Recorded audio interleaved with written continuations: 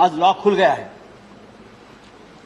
127 constitutional amendment bill 2021 bill लेकर सरकार आई है और उस पर सबकी सहमति बनी। हम चर्चा भी कर रहे हैं। पेगासस के बारे में शाम को बात करेंगे। बिल ऐतिहासिक है, बिल क्रांतिकारी है, लेकिन अगर एक क्रांतिकारी है तो एक क्रांति का श्रेय महाराष्ट्र में चल रहा मराठा क्रांति आंदोलन को देना पड़ेगा। इसकी वजह से आपको ये बिल लाना पड़ा। अपने हक के लिए लाखों मराठा युवक बच्चे सड़क पर उतरे और बहुत ही डिसिप्लिन तरीके से आंदोलन किया, लेकिन कहीं भी लॉ एंड ऑर्डर का समस्या खड़ी नहीं हुई। ना किसी के ऊपर पत्थर पड़ा, ना कहीं एक शीशा टूटा। और इसके लिए सरकार को आज हमको ये बिल लाना पड़ रहा है। इस विधेयक के तहत राज्य सरकार का ओबीसी के लिए आरक्षण की सूची तैयार करने और अपने हिसाब से उन्हें आरक्षण देने का अधिकार मिल जाएगा। और इसके लिए महाराष्ट्र के मुख्यमंत्री उद्धव ठाकरे जी, डिप्टी सीएम अजित पवार, अशोक चव्हाण सब दिल्ली में आए, प्रधानमंत्री जी से मिले और आग्रह किया कि जब तक आप ये अमेंडमेंट नहीं करेंगे तब तक हम आगे नहीं जा सकते। महाराष्ट्र में मराठा समाज ने एक लंबी लड़ाई इसके लिए लड़ाई है। और लेकिन क्या इस संशोधन के बाद मराठा आरक्षण का मार्ग साफ हो जाएगा? मुझे लगता है नहीं, और इंतजार करना पड़ेगा। क्योंकि 5 में जो सुप्रीम कोर्ट में जो फैसला दिया है कि मराठा आरक्षण का जो कानून महाराष्ट्र के असेंबली में बनाया था उसे सुप्रीम कोर्ट ने खत्म कर दिया। किसी समाज को सामाजिक शैक्षणिक रूप से पिछड़ा घोषित करने का अधिकार राज्यों को नहीं बल्कि केंद्र को है। ये जब कहा तो महाराष्ट्र में बहुत बड़ा हंगामा हो गया, वापस आंदोलन शुरू हो गया और कोर्ट ने 1992 के इंदिरा साहनी वर्सेस केंद्र सरकार मामले का जो फैसला है वो कायम रखा। वो फैसला क्या था कि किसी भी आधार पर रिजर्वेशन का कोटा 50% से ज्यादा होने पर जो रोक लगाई गई थी वो कायम रही।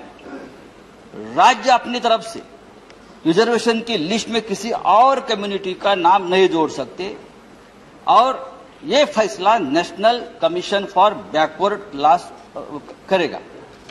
ये जो राष्ट्रीय पिछड़ा आयोग है जो 2018 में मोदी सरकार ने बनाया, 2018 में 102वां जो अमेंडमेंट किया, क्लॉज 342A पेश किया और इस अमेंडमेंट के तरह उनको जो अधिकार दिया है उस कमीशन को, तो उससे क्या हो गया कि पूरे राज्य के अधिकार जो है वो केंद्र को आ गए।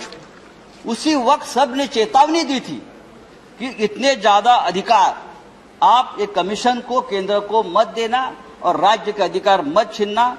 लेकिन सरकार ने उस वक्त जो गलती की थी और गलती के बावजूद सरकार अपनी ही पीठ थपथपा लेने लगी थी।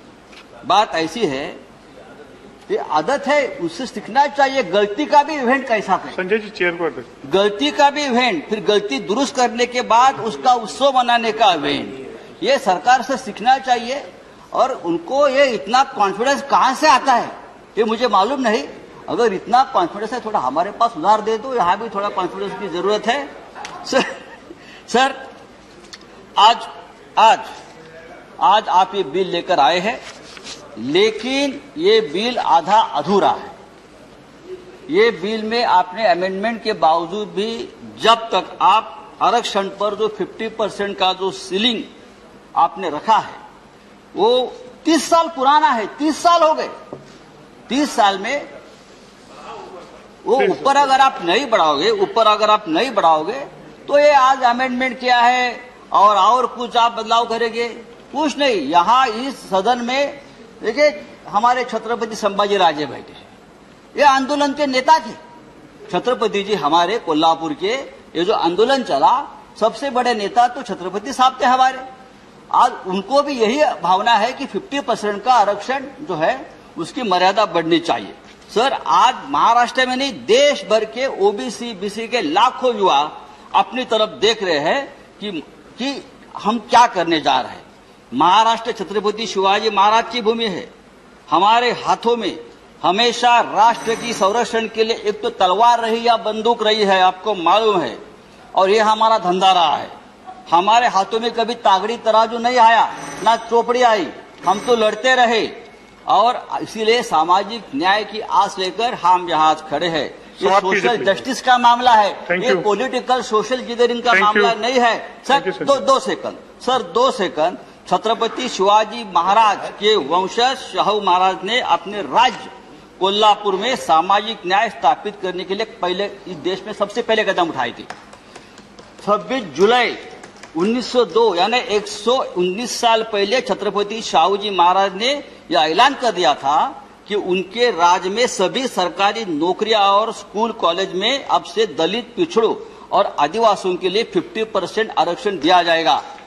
SC, ST, OBC का 50% आरक्षण देने वाला वो राजा महाराष्ट्र का था, वो राजा मराठा था। आज वही मराठा समाज महाराष्ट्र में अपने हक के लिए सड़क पर उतरा और न्याय मांग रहा है। उसे नहीं चाहिए, उसे अधिकार चाहिए। और मुझे